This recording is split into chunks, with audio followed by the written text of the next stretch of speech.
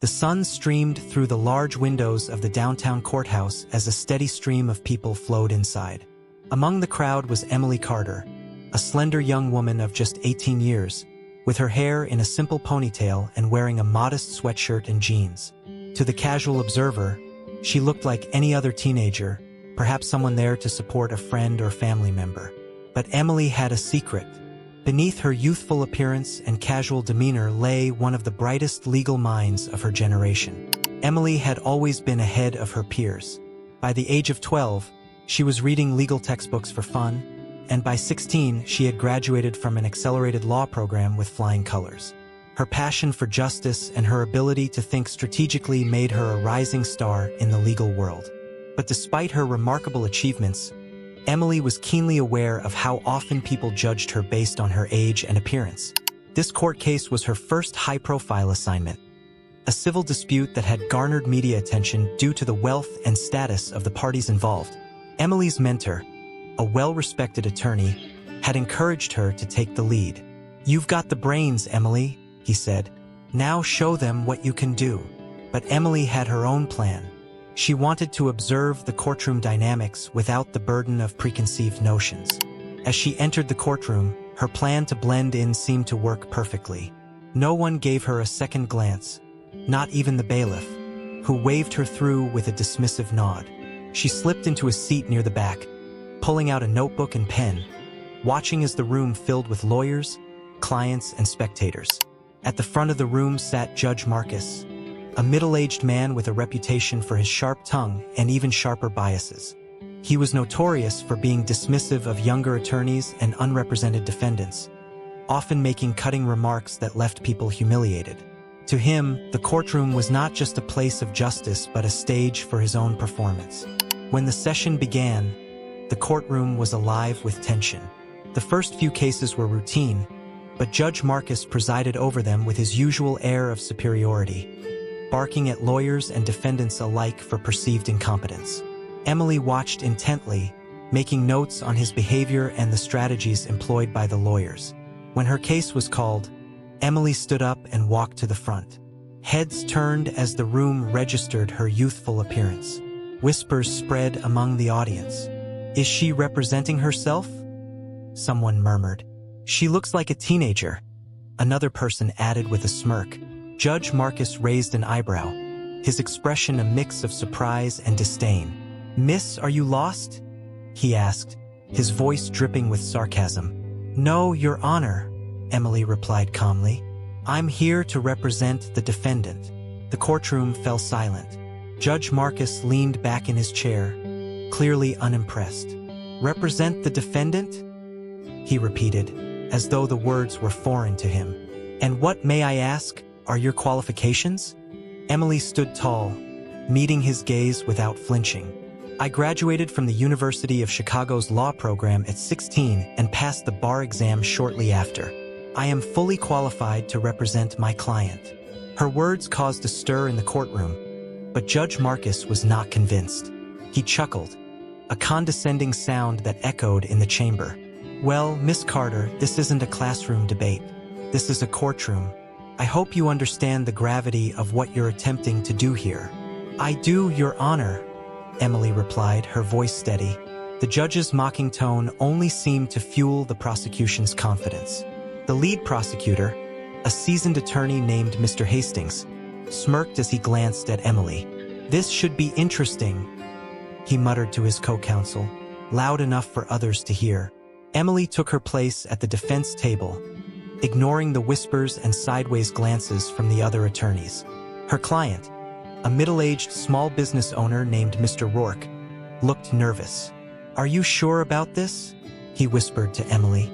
"Trust me," she said with a reassuring smile. The proceedings began, and the prosecution wasted no time painting their client as the victim of financial misconduct. Emily listened carefully, jotting down notes and formulating her strategy. She knew she had the facts on her side, but she also knew that overcoming the courtroom's biases would be her biggest challenge. When it was her turn to speak, Emily rose and walked to the podium. The judge gave her a skeptical look, and the prosecution exchanged amused glances. "Your Honor," she began, her voice clear and confident. "The prosecution has presented a compelling narrative, but narratives are not evidence. I intend to show that my client acted not only within the bounds of the law, but with integrity and transparency." Her words caught the attention of the room. Though she faced dismissive smirks, there was something in her tone, calm, assured, and precise, that made people listen. As Emily laid out her preliminary arguments, she began asking the prosecution pointed questions during cross-examination. Her questions were deceptively simple, but they revealed inconsistencies in their case. The audience began to shift in their seats, realizing that this young woman was not to be underestimated. Judge Marcus, however, was not ready to concede. "Miss Carter," he interrupted at one point, "this isn't a classroom exercise. Get to the point." "With all due respect, Your Honor," Emily replied without missing a beat. "I am getting to the point, but the law requires that I establish a foundation first." Her response drew a few quiet chuckles from the audience. Judge Marcus narrowed his eyes but said nothing further. By the end of the session, it was clear that Emily had made an impression, even if the judge and prosecution refused to admit it. As she gathered her things, she noticed a few people in the audience nodding in her direction, their expressions a mix of surprise and admiration. Back at the defense table, Mr. Rourke looked at her with newfound confidence. "You were amazing out there," he said. "Thank you," Emily replied, though she knew the real battle was just beginning. As she left the courtroom that day, Emily couldn't help but smile. She had accomplished what she had set out to do: make people underestimate her, only to surprise them with her skill and determination. And though she still had a long way to go, she was ready for whatever challenges lay ahead. The courtroom buzzed with anticipation as day 2 of the trial began. The air was thick with the kind of tension that only arises when the unexpected happens. Emily Carter had made an impression during the opening proceedings, but skeptics remained. Judge Marcus, seated high on the bench, seemed even more determined to put her in her place, and the prosecution's confidence had only been slightly dented. Mr. Hastings, the seasoned lead prosecutor, smirked as he adjusted his tie. He had spent the previous evening refining his strategy, confident that Emily's youth and inexperience would soon be exposed. After all, he reasoned, a law degree and bar certification couldn't compensate for years of courtroom experience. As the proceedings began, Emily was calm and collected, her notebook open in front of her, a pen poised in her hand. She had spent hours poring over the evidence, looking for cracks in the prosecution's case. Her client, Mr. Rourke, sat beside her, his nervous energy contrasting sharply with her composed demeanor. The prosecution began by calling their first key witness, a financial analyst who claimed to have uncovered irregularities in Mr. Rourke's business accounts. Dressed in a sharp suit and armed with spreadsheets and jargon, the analyst spoke with authority, painting a picture of deliberate misconduct. When it was Emily's turn to cross-examine, the courtroom seemed to hold its breath. As she approached the witness stand, she carried herself with quiet confidence, her movements precise and deliberate. "Good morning, Mr. Evans," she began, her voice steady and professional. "Good morning," the analyst replied, glancing at her with thinly veiled condescension. Emily smiled politely and began her questioning. "Mr. Evans, you testified that you discovered discrepancies in my client's accounts. Could you clarify which specific transactions raised your concerns?" Mr. Evans launched into a technical explanation, detailing figures and dates with an air of superiority. But Emily was unfazed. She listened carefully, nodding occasionally, and when he finished, she pressed further. "Thank you for that detailed response," she said. "Now, you mentioned transaction number 45782 as a key example. Could you confirm whether this transaction was flagged by your system or identified manually?" The question caught him off guard. He hesitated before responding, "Manually. And when you reviewed it manually, did you compare it to similar transactions within the same quarter?" Emily asked, her tone sharpening slightly. Mr. Evans shifted in his seat. "No, that wasn't part of the scope of my review." "I see," Emily said, her voice tinged with just enough skepticism to make the jury take notice. So, your analysis was selective rather than comprehensive? The analyst's discomfort was palpable. I wouldn't put it that way, he stammered. But that's what happened, isn't it? Emily pressed, her tone firm but respectful. You identified this transaction without context, and now you're using it as a cornerstone of your testimony. Is that correct? The courtroom murmured as the analyst struggled to respond. Judge Marcus cleared his throat. Miss Carter, get to the point. With respect, Your Honor, Emily replied without missing a beat. The point is that the prosecution's witness has built his analysis on incomplete data, which undermines the credibility of his conclusions. Mr. Evans looked visibly flustered as Emily returned to the defense table. The prosecution's confidence had taken its first real hit, and it wouldn't be the last. The next few witnesses followed a similar pattern. Emily's cross-examinations were methodical, each question carefully designed to reveal gaps and inconsistencies in their testimonies. The prosecution began to look less sure of themselves, their carefully constructed narrative unraveling piece by piece. But the real turning point came when Emily called her first witness, a former employee of the prosecution's star witness. The man, a middle-aged accountant named Mr. Reynolds, took the stand with a nervous but determined expression. Mr. Reynolds, Emily began. How long did you work under Mr. Evans? 5 years, he replied. And during that time, did you ever observe any instances where Mr. Evans made errors in his financial analyses? The prosecutor objected, but Emily anticipated it. Your Honor, this line of questioning is directly relevant to the credibility of the prosecution's evidence. Judge Marcus hesitated before grudgingly allowing her to proceed. Mr. Reynolds nodded. Yes, there were several instances where errors were discovered after the fact. Can you provide an example? Emily asked. Reynolds described a situation in which Evans had overlooked critical data, resulting in an incorrect report. Emily pressed further, asking if similar errors could have occurred in the current case. It's possible, Reynolds admitted. The courtroom buzzed again as Emily drove her point home. By the time the session ended, the prosecution was visibly rattled. As Emily gathered her things, Mr. Hastings approached her with a thin smile. You're good, he admitted. But don't think you've won just yet. Emily looked at him evenly. I don't need to win yet, Mr. Hastings. I just need to prove my case, one step at a time. Her words were confident but not arrogant, a reflection of her belief in the power of preparation and precision. She returned to her seat beside Mr. Rourke, who looked at her with newfound hope. You're really something else, he said.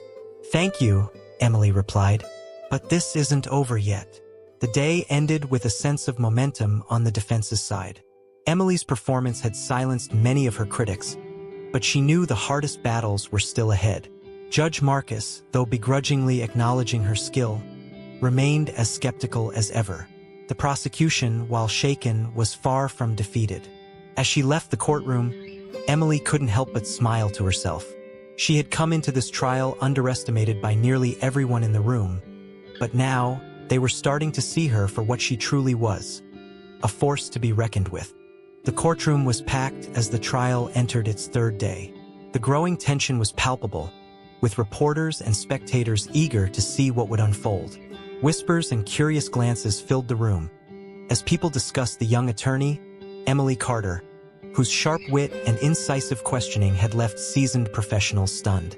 But today was the day that would mark a significant turning point in the case, and Emily knew it. The morning began with the prosecution attempting to regain control of the narrative. Mr. Hastings, their lead prosecutor, walked into the courtroom with an air of defiance. Determined to undo the damage from the previous days, he brought forward another witness, a forensic accountant who claimed to have irrefutable evidence of Mr. Rourke's financial misconduct. Emily sat silently as the witness presented a thick binder of documents, describing each page with an air of finality. As he spoke, he made a show of emphasizing the thoroughness of his analysis, clearly attempting to contrast his testimony with the weaknesses Emily had exposed in previous witnesses. When it was her turn to cross-examine, Emily rose from her seat with her usual quiet confidence. She approached the witness stand slowly, holding a small stack of papers. "Good morning, Mr. Parker," she began, her tone polite but firm. "Good morning," he replied, his voice brimming with self-assurance. "You've provided a detailed analysis of my client's accounts," Emily said, holding up the binder. "Impressive work. I assume you reviewed all relevant transactions thoroughly." "Of course," Parker replied, almost smugly. Emily nodded. "Excellent. Then you'll have no trouble explaining why this particular transaction." She held up a specific page, already flagged with a yellow sticky note, "is missing from your analysis." The courtroom fell silent. Parker blinked, leaning forward to look at the document she was holding. "I'm not sure what you mean," he said cautiously. Emily smiled faintly, the kind of smile that suggested she had been waiting for this moment. "Let me rephrase. This transaction, dated March 15th, shows a transfer from my client's account to a supplier, yet it doesn't appear anywhere in your report. Can you explain why?" Parker hesitated, visibly thrown off. "It must have been an oversight," he muttered. "An oversight?" Emily repeated, raising an eyebrow. "For a forensic accountant of your caliber, that seems unusual." Before he could respond, she continued, flipping to another page in her own stack of papers. "And what about this transaction on April 10th, or this one on May 3rd? Neither of these appear in your report either." The tension in the room grew as Emily systematically dismantled Parker's testimony. She pointed out several key transactions that had been conveniently omitted, each one providing context that undermined the prosecution's claims of fraud. By the time Emily finished, Parker looked visibly shaken, and the jury was clearly paying close attention. "Thank you, Mr. Parker," Emily said, returning to her seat. The next portion of the trial was Emily's moment to take control of the narrative entirely. She called her own expert witness, a financial investigator she had hired during the pretrial phase.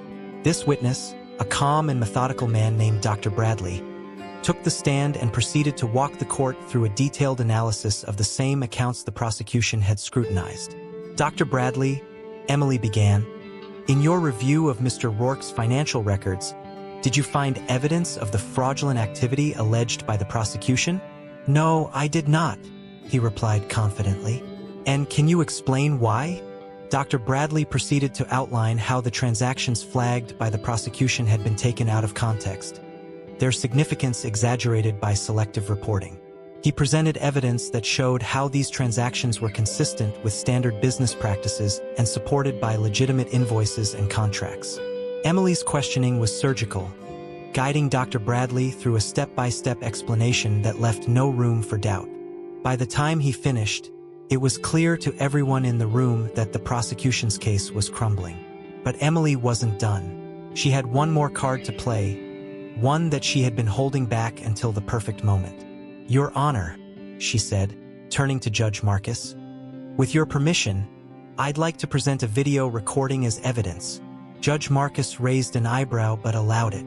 The video, played on a large screen for the entire courtroom to see, showed a private conversation between Mr. Hastings and one of his key witnesses. In the recording, Hastings could be heard coaching the witness, instructing them to emphasize certain points and downplay others. The courtroom erupted in gasps. Hastings jumped to his feet, shouting objections, but the damage was already done. "Order! Order in the court!" Judge Marcus banged his gavel, his face a mixture of shock and anger. Emily remained calm. "Your Honor, this recording was legally obtained and demonstrates a clear attempt to manipulate testimony." Hastings looked furious but said nothing further, knowing he had been caught. By the end of the day, the jury's perception of the case had shifted dramatically.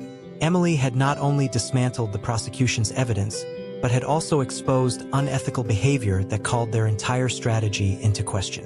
As the court adjourned for the day, spectators and reporters alike buzzed with conversation about the young attorney who had turned the trial on its head. Outside the courthouse, Emily was approached by a group of reporters. "Miss Carter, how does it feel to have the upper hand in a case like this?" one of them asked. Emily smiled faintly. "I'm just doing my job," she replied. "The truth always comes to light." Her words were simple but powerful, reflecting the quiet determination that had carried her through the trial so far. The day ended with Emily returning to her office, exhausted but satisfied. She knew the trial wasn't over yet, but she felt confident that she had shifted the momentum in her client's favor. As she sat at her desk, reviewing notes for the next day, she couldn't help but feel a sense of pride. She had come into this trial underestimated by nearly everyone, but now she had proven herself to be a force to be reckoned with. The final day of the trial arrived, and the courtroom was charged with anticipation. Spectators packed the gallery, eager to witness the conclusion of what had become a media sensation. Emily Carter, the young attorney who had defied all odds, entered the room with her signature calm composure. Today, she would deliver her closing argument, the last step in securing justice for her client, Mr. Rourke. As the proceedings began, Judge MOCKS addressed the court. His tone was firm, but there was a noticeable shift in how he regarded Emily. Gone was the condescension he had displayed on the first day. He now treated her with the respect she had earned through her tireless dedication and razor-sharp intellect. The prosecution presented its closing argument first. Mr. Hastings, visibly deflated after the setbacks of the previous days, attempted to salvage what remained of his case. His argument was technical, relying heavily on the earlier evidence, which Emily had already discredited. His voice lacked the conviction it had once held, and it was clear to everyone that he was struggling to hold the jury's attention. When it was Emily's turn to speak, she stood confidently and approached the jury box. She took a moment to make eye contact with each juror, ensuring she had their full attention before beginning.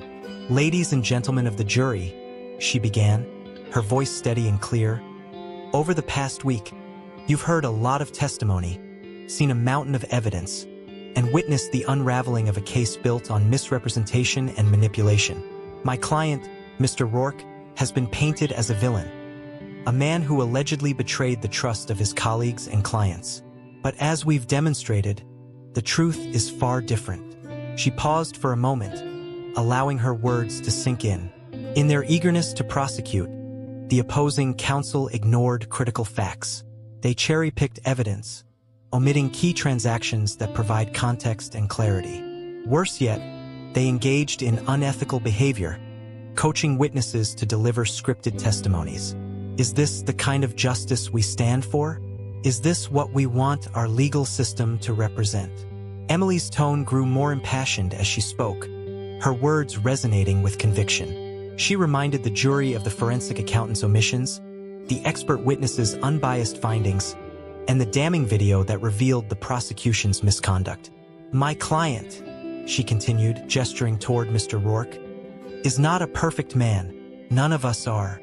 But imperfection is not a crime, and the evidence shows that he conducted his business with integrity. The accusations against him are baseless, driven not by truth but by an agenda." Emily shifted her focus to the broader implications of the case. This trial is not just about Mr. Rourke. It's about the principles of fairness, honesty, and accountability. It's about ensuring that our justice system serves the truth, not personal vendettas or misguided ambitions. Today, you have the power to uphold those principles. You have the power to deliver a verdict that reflects the truth, not the distorted narrative that has been presented to you. Her closing argument was met with silence, the kind of silence that spoke volumes. The jurors were fully engaged, hanging on her every word. As Emily returned to her seat, she glanced at Mr. Rourke. His expression was a mix of gratitude and relief, a silent acknowledgement of the fight she had waged on his behalf. The jury deliberated for several hours, during which the tension in the courtroom reached its peak. Reporters speculated on the outcome, and spectators debated the strengths and weaknesses of each side's case. Emily waited patiently, knowing she had done everything she could to tip the scales in her client's favor. Finally, the jury returned, their expressions solemn as they filed back into the courtroom. The foreperson stood, holding the piece of paper that would determine Mr. Rourke's fate. "Has the jury reached a verdict?" Judge MOCKS asked. "Yes, Your Honor," the foreperson replied. Emily held her breath as the verdict was read. "On the charge of financial fraud, we find the defendant, Mr. Rourke, not guilty. A collective gasp echoed through the courtroom, followed by a smattering of applause from Mr. Rourke's supporters. Emily felt a wave of relief wash over her, but she maintained her composure, nodding respectfully as the verdict was finalized. After the court adjourned, Mr. Rourke approached Emily, his gratitude evident in his eyes. "You saved my life," he said, his voice thick with emotion. "I'll never forget what you've done for me." Emily smiled, shaking his hand. "Justice saved you, Mr. Rourke. I was just the messenger." Outside the courthouse, reporters swarmed Emily, eager for a statement. She addressed them briefly, emphasizing the importance of truth and integrity in the justice system. "This case was never about me," she said. "It was about ensuring that justice was served. I'm grateful to have had the opportunity to fight for what's right." As she walked away, Emily felt a deep sense of accomplishment. The trial had tested her in ways she had never imagined, but it had also proven her capabilities and reinforced her belief in the power of perseverance and truth. The story of Emily Carter, the young attorney who had faced down a seasoned prosecutor and won, quickly spread. She became an inspiration to aspiring lawyers and a symbol of what could be achieved through hard work and dedication. If you enjoyed this story of justice and perseverance, don't forget to like, comment, and subscribe to our channel for more inspiring tales. Your support helps us bring stories like this to life, and we can't wait to share more with you. Thank you for watching.